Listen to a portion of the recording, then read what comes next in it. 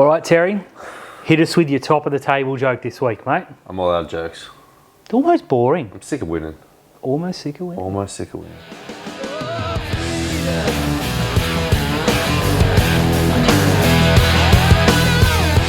Hey everyone, welcome back to another episode of Rugby League Outlaws, brought to you by our good friends at Top Sport. Don't forget to like and subscribe where you can. Please. Dan, another weekend of footy. We're nearly up to double digits. This I know. Flying. Can we stop? You know when children get old, it's like every rugby league season. Stop. Yeah. They're talking about Origin. Oh no, don't But don't stop. We love rugby league. Now, the Sydney Morning Herald has broken the news that David Fifita, we told you this exclusively, that he should do Ages this. ago. He's got up until Thursday this coming week to inform the Titans whether he's going to test the market or take them up on the $1.2 million a year or whatever it is that he is paid.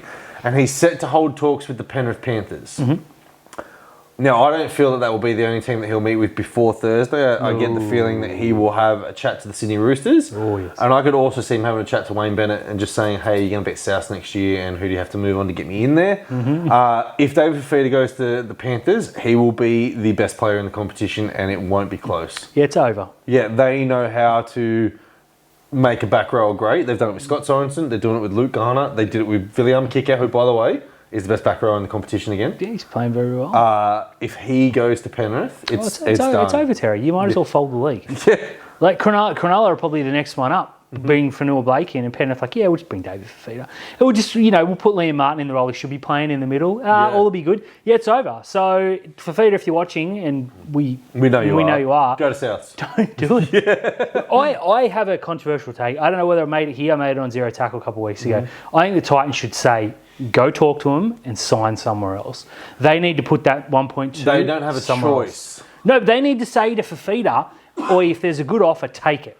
Because he's 1.2 million, and every 8 seconds a contract thing comes up where he can talk to another club. He doesn't want to be there. But that's the Titans' fault, right? And here's the other thing: get rid of him. Get rid of the distraction. If he goes to the Roosters, the Panthers, the Rabbitohs, whoever who's got a little bit of money next year put away, the Raiders have always been interested in him as well. But no one gets close to the money that he's going to be on there. Because don't forget, he doesn't have to sign for what he was on because he can just... It's a brand new... It's such a joke. So, and I mean, the Titans did what they needed to keep him. 12 months after they did what they needed to keep him. But again, my argument is, okay, Fifita is a freak. Love this guy. They don't pick him for Queensland. But they don't know how to use him. They don't know how to use him. And more importantly, $1.2 million needs to be spent elsewhere. You can't have two forwards on $3 million. Oh, and a halfback, yes. I would be saying to Fifita, oi, if you want to go to South, go to South. Yeah, we need to move across and we need to rip the Band-Aid off right away. I think it's best for everyone to move on. I think it's better for everyone if he moves on as well, but I can't see him at a young age turning down the money if it's not there for him. But as I said, if he goes to Penrith, man. Now, before we get into the next one and talk about Origin, I just want to give a 20-second shout-out. A 20-second shout-out to the return of Bronson Xerri.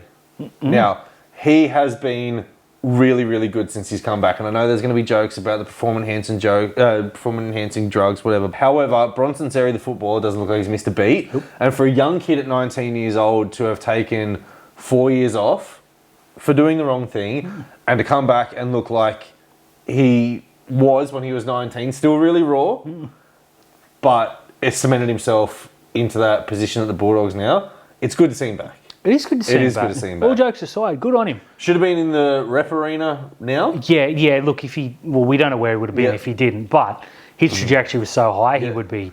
Yeah, great to have him back. Although he'd be playing for Newtown because Eero is better. Yeah, great to have him back.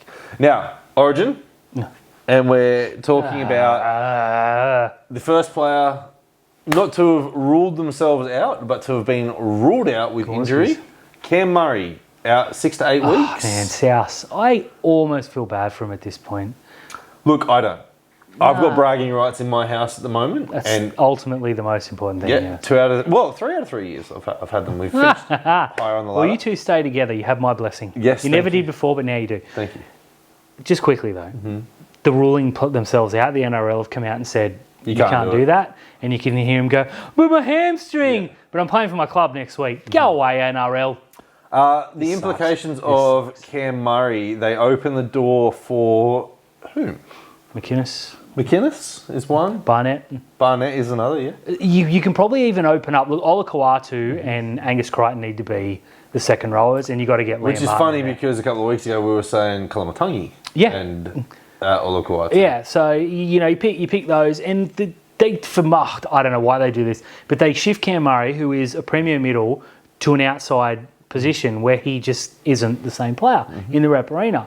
I still think, now Isaiah Yeo is going to be picked at the 13. He played better off the bench when they started Murray at 13. Well, I think Isaiah Yeo may even be the captain this year. Well, you could do a worse. changing of the guard. He's a gonna be the fantastic fullback. player. Yeah. I don't want to argue. He's glorious, but it sucks for the Blues. It sucks for Murray, and it sucks for South because there was one player who was holding that club together the last 4 weeks, and it was Cam Murray. Yeah, it's not getting any easier for them in the next couple of weeks either. So No sympathy, None. but in terms of the Blues, selfishly, it's not good. But as long as you get Crichton and Ola Kawatu in the back row, Liam Martin can come on and do whatever.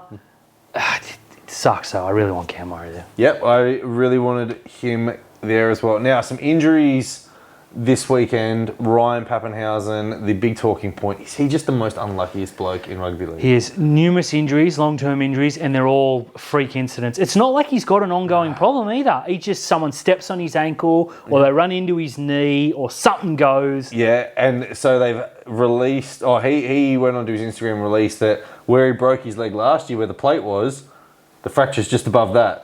You're I know, man. Like, kidding me. it's awful for Ryan Pappenhausen, and we know you're going to be watching this, Pap, so get well soon. Adam Reynolds is another one who, Awful. just stuck his arm out in the most innocuous way, torn the bicep off the bone, talking about he won't come back this year.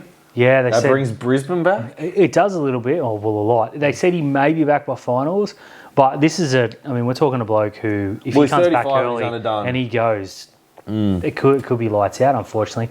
Two superstars of the game. Obviously, injuries are part of the game, but jeez, it sucks. It does, man. It does suck. Now, what else also sucks? Nice. I don't understand the rules anymore. I don't understand the rules of rugby league because Dallin Martinez-Lesniak went up in the air and we're told you used to be able to tackle the attacking player in the air, and then they were like, you know what, that's really dangerous. Yep. We're not going to allow you to do that anymore. So he jumps up, catches the ball in the air over the try line, and Greg Marzio tackles him, he knocks the ball on. Now that's foul play in the act of scoring. Yes. That's a penalty try. Yes. Yes, but Chris Butler has said, by the definition of the rules, we can't give that a penalty try. But by the definition of the rules, he's in the air, over the try line, foul play in the act of scoring, that's a penalty try. Yes, it is. Now, it's since come out that there's a general understanding that particular incident does not lead to a penalty try. Yeah, now it happened in round one, again involving Dallin Martinez and Lesniak. However, I distinctly remember that he didn't jump in the in-goal area, he jumped before the try line, and Ronaldo bumbled him into touch, which gave the penalty, and he asked for the penalty try, and they were like, look, no, because if you had landed, you were going to get smashed into touch. Yeah, it's a weird rule. Oh, it is. It's a stupid rule.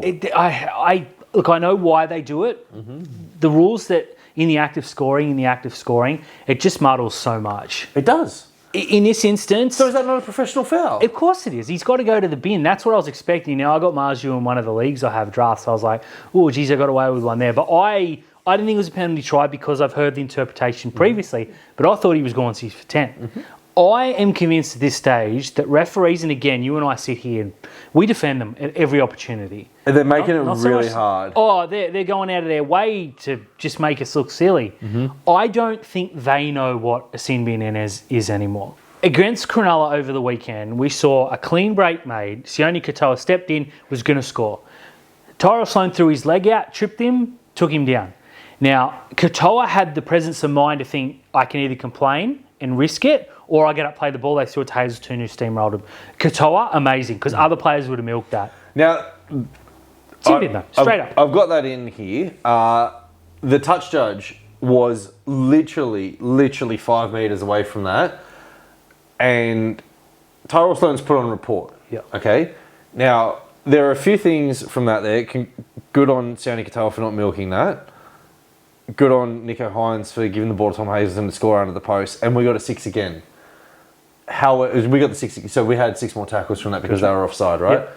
However, if Nicho Hynes drops that ball, are they going to go back and bin him? Because they did it. They did it to Nakora. Yeah, I was going to say Nakora got. But would they go and do that? But after the try, they go and cheaply put him on report. Yeah. Why don't you bin him? Well, you had to bin him. They had to bin him. He didn't. Now there is that. Oh, is it a penalty try or a sim? It can't be both. I mean, if you score, it's not a sim. But they didn't score. It was the next play. Yeah. Look, Sloan can be extremely lucky. Yeah. I don't think he'll be suspended because I think he'll be suspended. Yeah, tripping's become the new. Don't worry about it. He'll be charged for that because that was a blatant. He didn't even get his arm to it. Channel 9 said he should have been sent off. And in the old days, he would have been. Yeah. But it's crept into the game where you can throw your leg out. Now, I'm not saying he did it on purpose or with any malice. It's a reaction. You stop him by any means necessary. But you got to go to the bin. Yeah, like Alfie Langer used to do the whole leg out, but he'd grab you first and pull you down with his leg, right? That's completely different to just sticking your leg out and tripping the bloke. The other one, because we were told that no matter what happened, a hip drop was an automatic 10. Yes. Aiden Caesar came out with a really, really bad hip drop.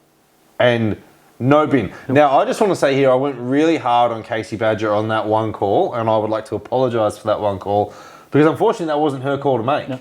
That was the bunker, and she was let down by the bunker. She was. She really was. Doesn't excuse the rest of the game. No, she didn't need any help. But I did go hard on her about that call, and I shouldn't have. She reads your Twitter.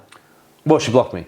Yeah, see? She does. But I don't get how she's told it's a penalty. She blows time off. How was she not told to bin Aiden Caesar was walking off. Yeah. He was going off. Did you see in the Titans game when Philip Sami obviously knocked the ball on and he's walking back shaking his head, they give the try and he goes, yo, Beauty, what's going on? Nah. Look, last week I went on a referee defensive thing and the rest have looked and gone, you know that Southo Dan? Let's get him. Yeah, let's get him. I don't need help. Stop it. Yeah, it was not a good weekend for the referees. Now, speaking of rules that the referees don't have control over, Jesse Arthurs ran out to put a shot on this weekend, breaks his jaw, and goes back into the locker room, and they have to do the HIA test with him. And unfortunately, he passed his HIA. Yeah. So they could not activate their 18th man. Someone had to get in there and say to Jesse, hey, look, we need the 18th man. What's the date today? Just answer bacon. Yeah, this is something I'm going to go on about until it gets changed, and I apologise if you've heard it before, but it needs to be said. All we hear about is player welfare. Now, when Reece Walsh, I believe it was, went off with a head injury assessment, the thinking was, well, if he gets ruled out, that's 2, they get someone. And then it came out that it wasn't foul play. No, the first one, he didn't fail. Yeah. So even if Reece Walsh had failed the HIA, they're down 2 men and they cannot activate the sub. Yeah. Can we please make it 1 failed HIA or 1 dangerous injury? Foul play. It's just an injury of some sort. Because he had a broken jaw. He's not coming back. They're not cheating the system. If you're in a position where you tell a bloke, we got a sub who's going to be better, go out and break your jaw, point me to that player because I'm calling horse manure on that. He was out. Yeah. He should have gone in. It should have been a Cat 1 for a start. But he should have gone in. And exactly, it's saying to players, now I don't know if you can fool these doctors, but judging by the fact that Wade Egan was out cold for 15 seconds and they let him play on, maybe they're not the ones that should be making these decisions. Well, Zach Lomax was down on the field in the game against the Sharks, holding his head, got up and jogged back into the line and then dropped down to the ground, holding his head again. Still all good. And didn't come off. Meanwhile, New Brown got HIA'd for someone like brushing there. It's ridiculous. Yeah. People get frustrated and we try to be the voice of reason here, but in this circumstance, can we just put this very, very simple thing out? If someone's ruled out for HIA, whether they fall over and hit their head or whether they're drop kick from the second turnbuckle, you get to activate. Yeah, look, please. I think the whole thing, like you need to have 2 people fail a HIA or you need to have someone put on in the sim-in. It's ridiculous. No. If someone goes down with a HIA, activate the 18th man. If a second person goes down, you've had the 18th man in there to replace the other guy anyway. It's so simple. They try to make it too technical. You don't need to. Just let us go in there and fix it. The NRL are stupid, and we can say that. Yeah, we can.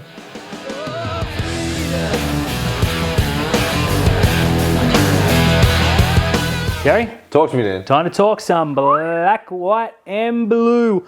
I'm going to throw to you because you were there. You've earned the right. Look, we're still on top of the ladder.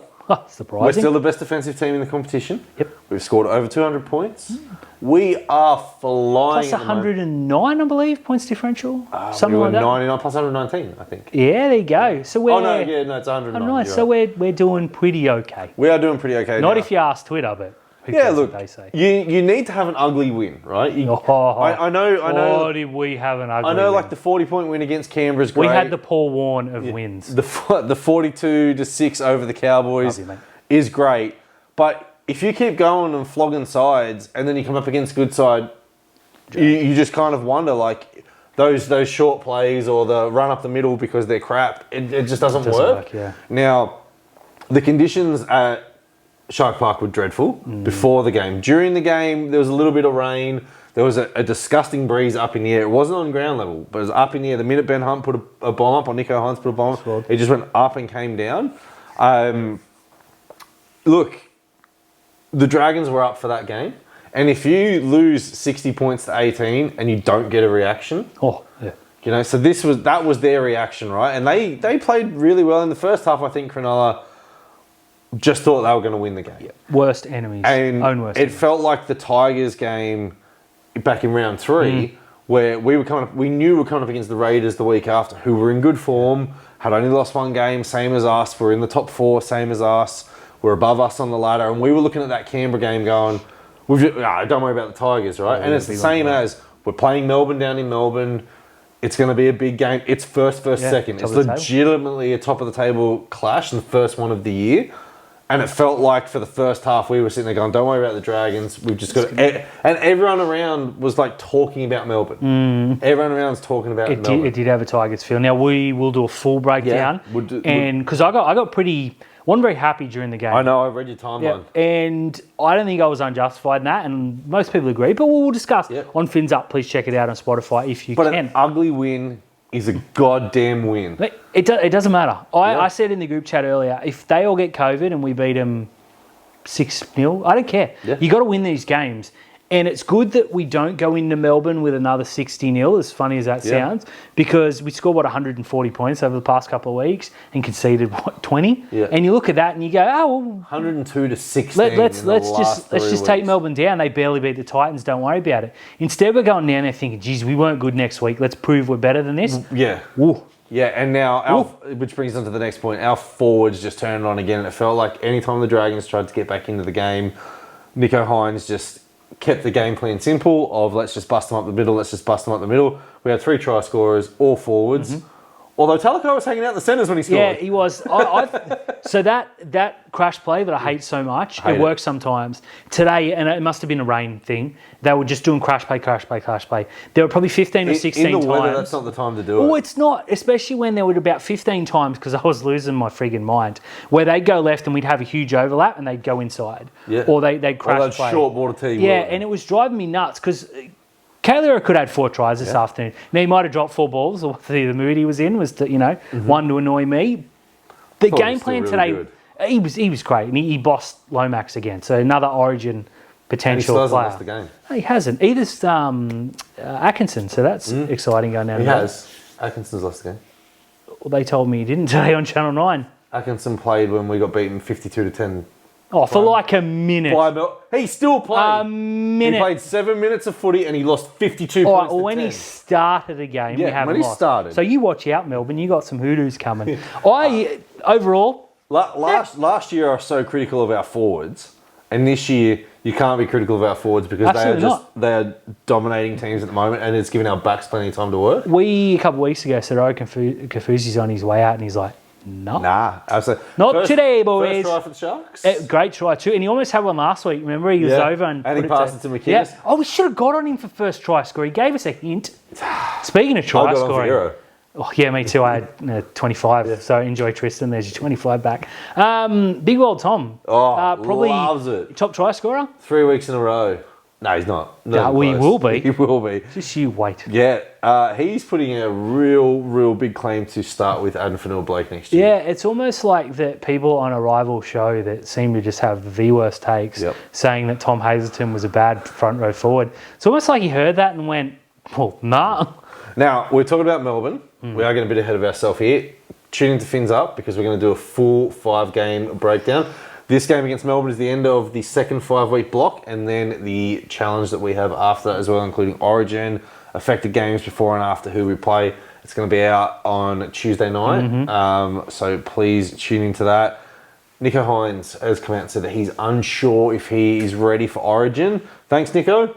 Don't want you picked. That says to me, do not pick him. Don't pick me. And look, I made earlier, yesterday by the time this drops, I said that Nico's playing like a bloke who is worried about Origin, and a lot of people were quick to agree. I said it a little bit tongue-in-cheek, but I'd also, if I'm Michael Maguire, I'm ringing Nico and saying, you're not getting picked for round 1. Put it out of your mind. If your form dictates, we'll talk for game 2. I think there's a clear-cut number 6. I don't think he's the best number 6. He's an Origin number 6. But I think in terms of Origin and what it means, Matt Burton is the one. Yeah, he's playing lights out footy. His kicking game is great. And I don't think you can't go in with Nicho Hynes on your bench as your utility because he's literally a half now. Yes. He is literally a half. Like you need to have a Jack Whiten. Yeah. Or you need to have Reece Robson start with Appy on the bench, or Reece Robson on the bench who can play hooker and can play lock. Selfishly, Terry, I don't see any Sharks getting picked for Origin. I see one. Yeah, I see one. Cam's close. I think Cam McInnes will be really close. I think Teague Wilton will get invited into the camp, and I think someone like Jesse Ramian will as well. Well, Ramian, they were saying that he was on the radar, and he got told that before. I thought he played really well. He was If they insane. picked Ramian, you couldn't begrudge him the spot. I mean, if you told me they were going to pick Ramian over Bradman Best at the moment, I'd agree with you. Yeah, 100%. And I think Bradman Best is sensational, but I think Ramian's in form-wise. Yeah. So I'm a little bit excited about this Origin period. Selfishly, of course the players get picked, congrats. But again, I'll say it, people ask me, do you really care about Origin football? Do you love that Queensland win? Yeah, I do. But if you ask me who I'd rather win, Queensland or Cronulla, I would rather Cronulla win a penalty count. Yep, 100% agreed. Now, 2025, we have a huge prop joining us. We certainly do. And I thought I was excited about Adam Fanua-Blake until the Sharks dropped in the inbox this week that Caitlin Johnson is joining the NRLW team from 2025 on a 3 2 They said multiple year. Multiple year deal. Oh my God. The best front rower in the game. The 2 best front rowers, male and female, join the Sharks. Yeah, it was pretty good. Now, you rang me. I saw your name come up. Straight away. And the message from the group chat said, oh my God, Caitlin Johnson's coming to the Sharks. So I knew what you were calling about, and I just went, oh my God. And you said, oh my God. And then it was like, we were in this perfect sync. Yeah. Oh my God, what a signing. How they kept this quiet, I will never know. Man, there are a lot of leaks on the field at Shark Park today. There were no leaks. What's happened in the office? This signing, now I know there's some people here that aren't big on the NRLW. Just skip forward a couple of minutes. This is, I hate to compare, it's a Fanua-Blake type signing in what it does. I said that in our group chat. I said Caitlin Fanua-Blake. Yeah, because I said that on the chat, on the call we had. Oh, did you? Yeah. I didn't hear that. Okay. I don't listen to you. Well, they're completely fair. This is seismic. Yeah. And everyone that was quick to say Johnson and Johnson up front, it's Johnson and Johnston. Mm-hmm. Who cares? But it's huge. It is massive. That's an potential Origin starting in a couple of weeks, and definitely one. And don't forget, Dan, we've also signed Hanisi for 2024. Yeah, a couple of Origin props, internationals. This is going to be fun. It's going to be real fun. We're building something in the Shire, baby. Look, the Dragons made a couple of nice signings, and we said, little sister, get in line. I just like it. We beat them in all 3 grades this week too. We beat them everywhere. My fin's up.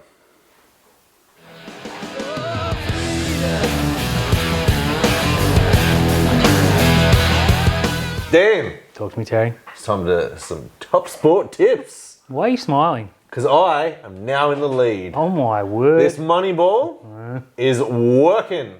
Not tipping the Sharks is not working. And I'm not going to change. It's not. Now I'm up to 47 points. Nice. You are up to 46 points. Still competitive. You now owe $35. I owe $34. So we're up to 69. Which Tristan said he will match at the end of the year. Thank you, mate. And Top Sport, huge shout out. Yeah, we'll also go out to people of the show as well and ask them to match as well. We'll put the QR code up for everybody. It's going to be fun. Now, big week. Yeah, it is a huge week as well for there are just some teams I can't get a read on. I still cannot get a read of them.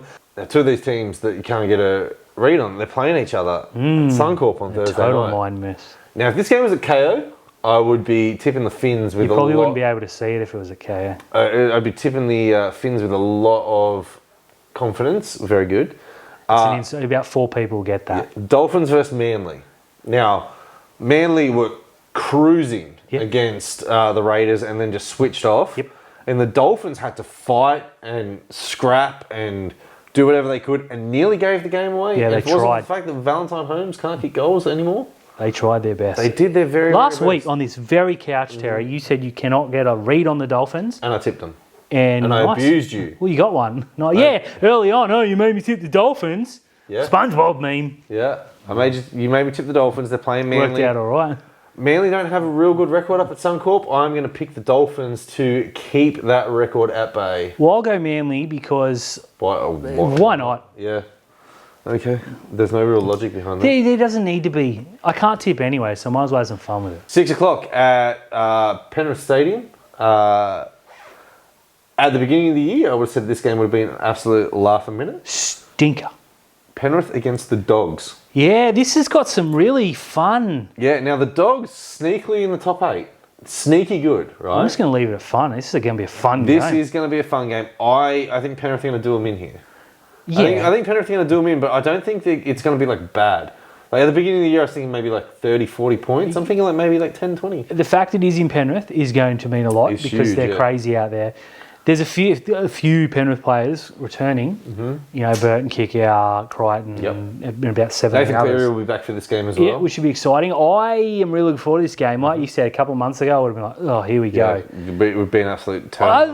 Penrith are going to win. Yeah. But... You picking Penrith? Yeah, I'm picking Penrith. If the Bulldogs do win, though, I'll be shocked, but I won't be that shocked. I don't think I'd be like as shocked as, say, the Titans going over to New Zealand and winning that. Yeah, that's a really good comparison. Because the Dogs are in they're in form. I don't want to say they're in good form or bad form. They're not in indifferent form. They're just in form at the moment, right? They're up. And they haven't beaten anyone substantially good. Well, here you go.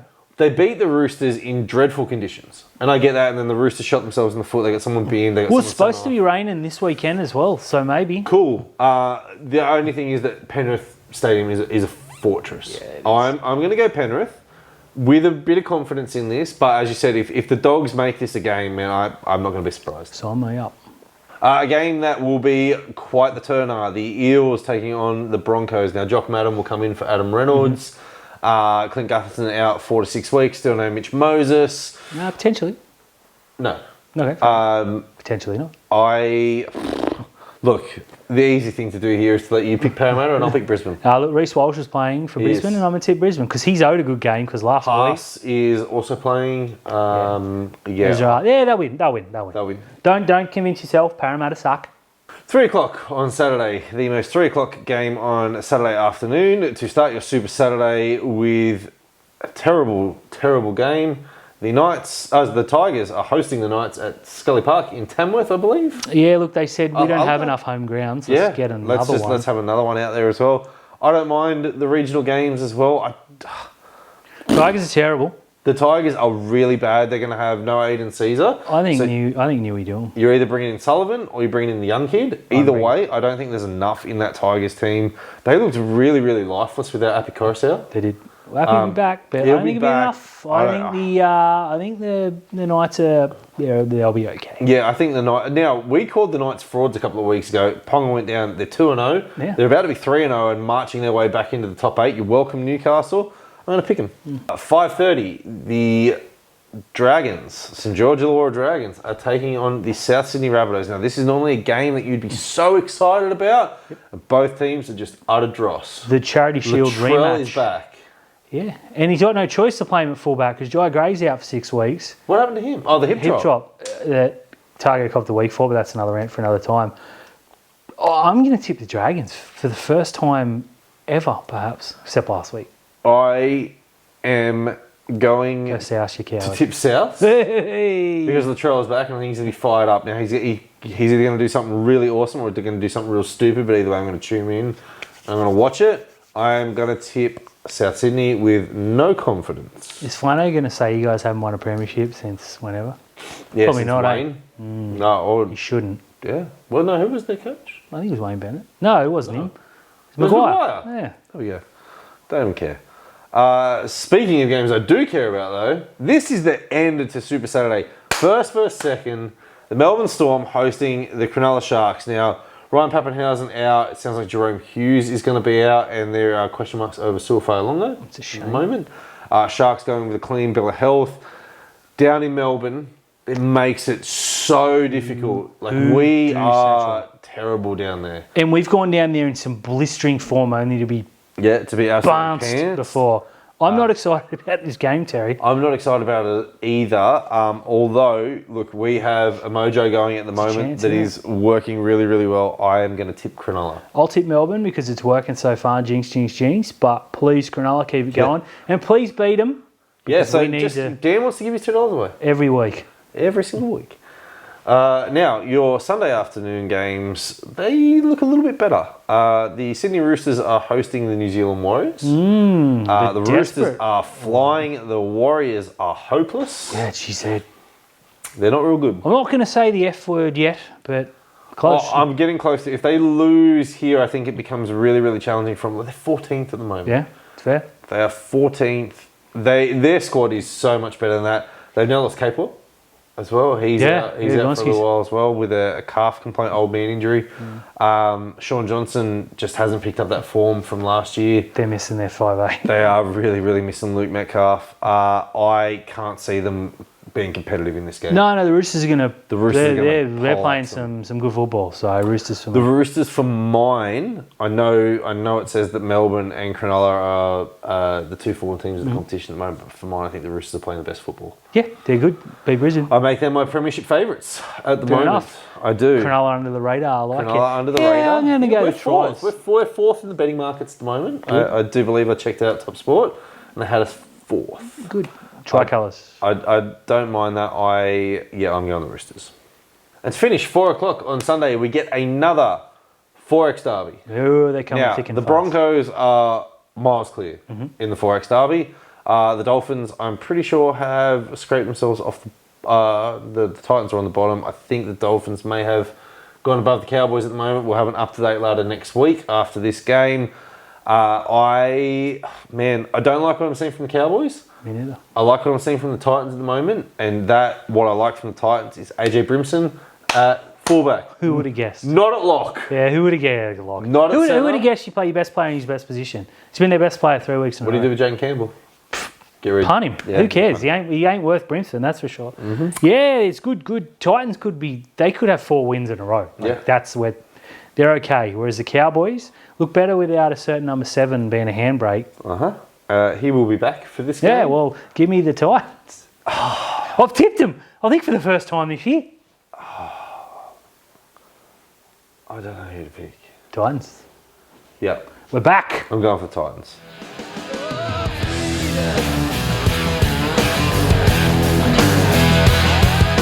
Hey everyone, thank you for tuning in to another episode of Rugby League Outlaws, brought to you by our good friends at Top Sport. Don't forget to like and subscribe where you can. If you're watching us on YouTube, make sure you give us a like. It helps with the algorithm. Give us our comments. We love the your comments. Bless you all. Tweet us. We love it.